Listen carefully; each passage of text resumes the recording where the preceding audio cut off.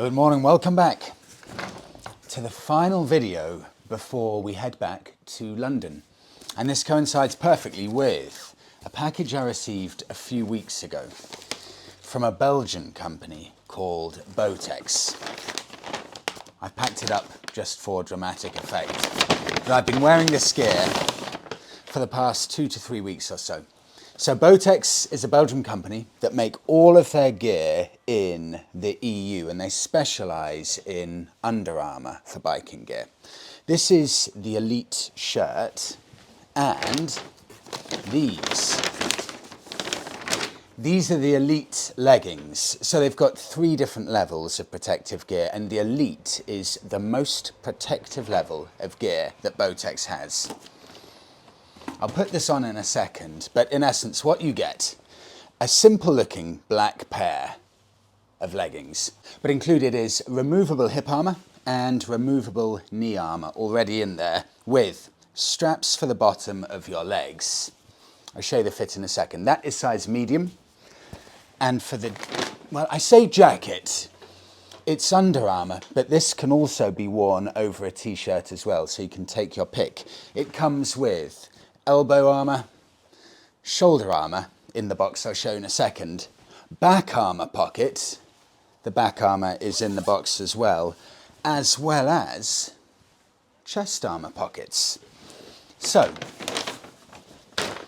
this is the armour that comes with it. You can pick and choose which armour you want, if you want all of it in there to be fully kitted up, or you just want a few bits and pieces. But that's all the armour that comes with it. Everything is AAA rated from the Elite line, so it passes the highest possible safety scrutineering you can possibly get.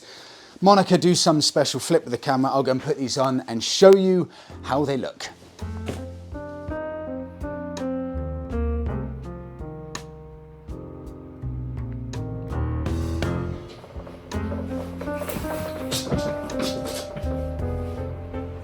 You know, the best compliment I can get is if someone comments and said, "Freddie, you are being irresponsible for not wearing biking gear." Because to be fair to these people, who would ever guess that I'm wearing AAA rated, the highest rating, top and bottom right now?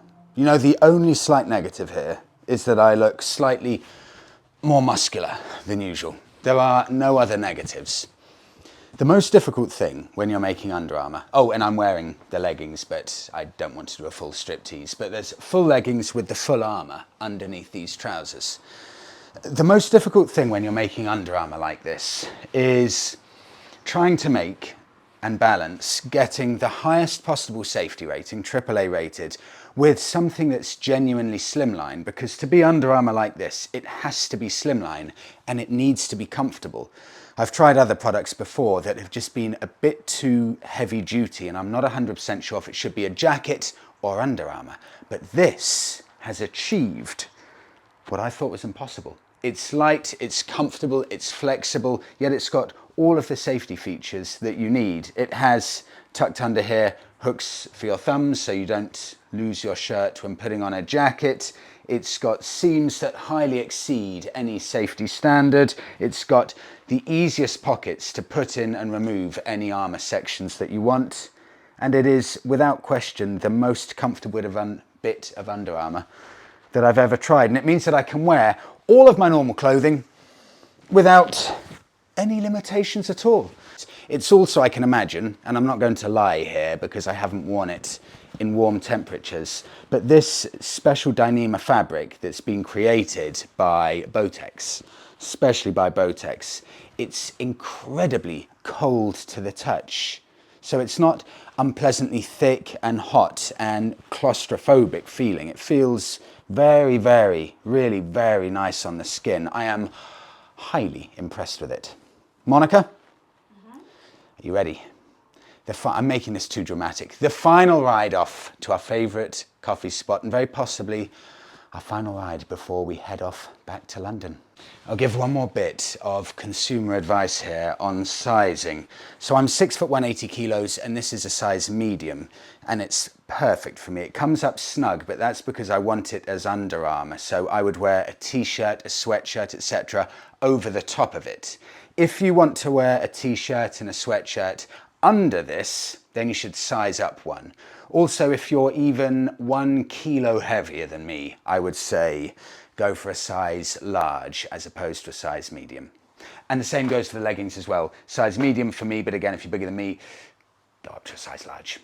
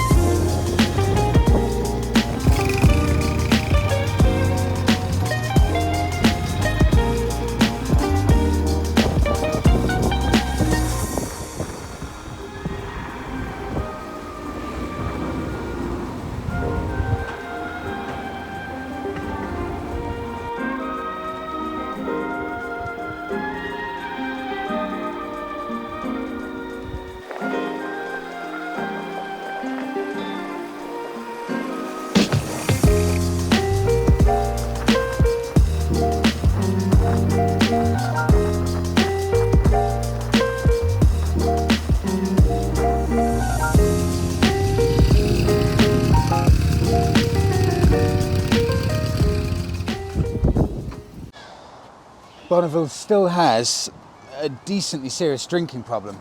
I had to fill up from completely full to the fuel warning light coming on at 80 miles last week for a video 2 videos ago. Now it's up to 112 miles before the fuel light comes on, but it used to be 130 to 150. So I'm hoping the bike is somehow kind of maybe figuring itself out after the exhaust went on and maybe recalibrating. Otherwise, this evening, I think I may do the stop-start, leave it running 15 minutes to hope that it will calibrate itself, because it's using a ridiculous amount of fuel at the moment. You know, wearing this, I've got used to it now, the Under Armour, but being able to wear normal clothes while biking is a sensation that takes a while to get used to, and knowing that you're in complete safety. You know, I can wear my favourite Barber jacket. I could, if I'm going to northern Scotland in December, wear all of my ski gear. You can pretty much wear all of your normal clothing, all of your favourites, and whatever you wear, just put this underneath it. It's a revelation. Oh, this? Actually, I had a very nice gentleman who messaged me and said he would come over and do this for me for free, for no cost at all. He's just retired and he fancies a little project, which was incredibly kind of him. I did promise I'd do it this weekend. We're now at Sunday lunchtime, so there's a small chance I may take the tank off today and do it this evening, but I know I must do it. I mean, I've got the badges upstairs. This weekend. Okay, tonight. I'll do it. It looks ridiculous, but I have a theory. Our minds are trained to think certain things. So, Monika, to the untrained eye, for example, you will look at this and you'll say, oh, that's a Triumph. You won't notice the fact a T isn't there because your mind is trained to think it says Triumph. So it's irrelevant if a T or an R is missing. Yeah, I don't know if that's... Maybe that's wishful thinking. I'll get it off tonight.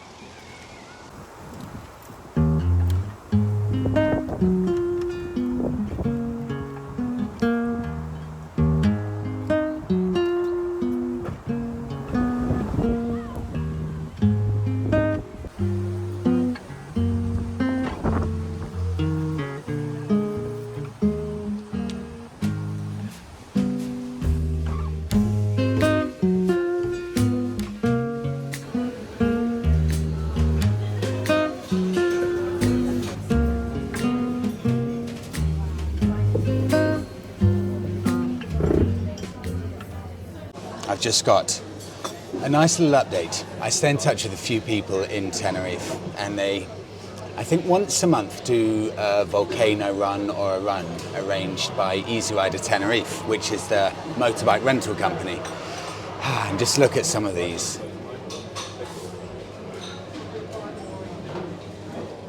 Oh, well, wait. Yeah, wow. Good memories. Perpetually beautiful weather. Oh, just great memories. That is a great way to start a Sunday. Flicking through these old pics in every single spot they stop off at. Yep, I know the spot. Right next to the water. Oh, I miss it. Good memories, good memories. You know, have to go back, have to make sure that with Tenerife, at least once a year, I think it was almost a year we went back actually last time, at least once a year. December. It was, wasn't it? December, would love to go back. You know, I've still got a dream.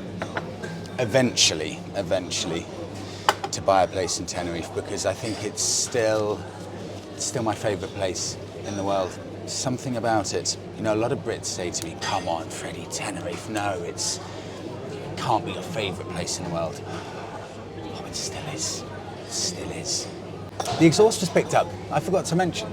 This morning, 9 a.m, Joe from The Works YouTube channel, right here, picked it up because I think he's doing a bit of work on his Bonneville, so that's going to go straight onto his own Bonneville. And if you like YouTube channel with lots of different work on loads of different vehicles, whether it's cars, bikes, a few road trips, go and check out his channel because this guy knows his stuff and he works on such an interesting mix of different projects. So Joe from Works, go and check it out. But I'm delighted to say the exhaust, I'm almost embarrassed to say I was about to throw it in the bin.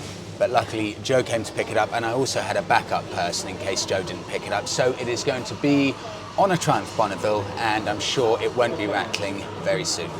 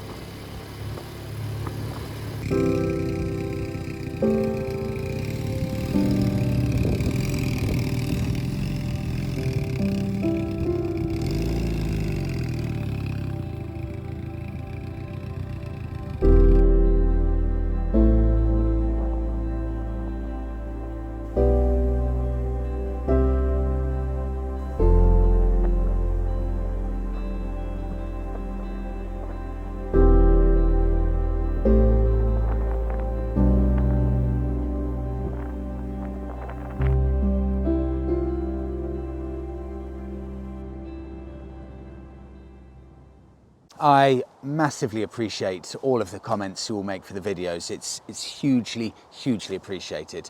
I really apologise for not replying to all of them, but I read them and I really do appreciate it. I was having a look through the comments from the exhaust fitting video to see if I could find the one about the little knack or the little trick to recalibrate the, well, hopefully the fuel economy, the exhaust with the engine, etc. Couldn't find it, but I was reading through your comments and a few people have echoed this. This is from Kimo. He said, congrats on the exhaust. The fuel-air ratio may need some tinkering when you swap exhausts. If the old exhaust was more free-flowing, it may be you're now getting more fuel in and it will be running richer. That will also make it drink more fuel than it has to. So I think that's the issue. I need to do some Googling about this because, yeah, I'll be bankrupt soon if I carry on the way it is. So I'll have to figure it out this evening. I'll wrap it up there with a glorious view of the Orwell River. Thank you so much everyone for watching. The next video will be back in our apartment in southeast London. So we'll see you all there. Do a little house tour or flat tour. I think probably as we're moving in, because we're just 4 days away or so. Monika will fill up the Fiat, I'm sure, and I'll be following on the Bonneville. So thank you so much everyone for watching. We'll see you all in the next one. And I'll end this by walking away, and you can just soak in that glorious view of the Orwell.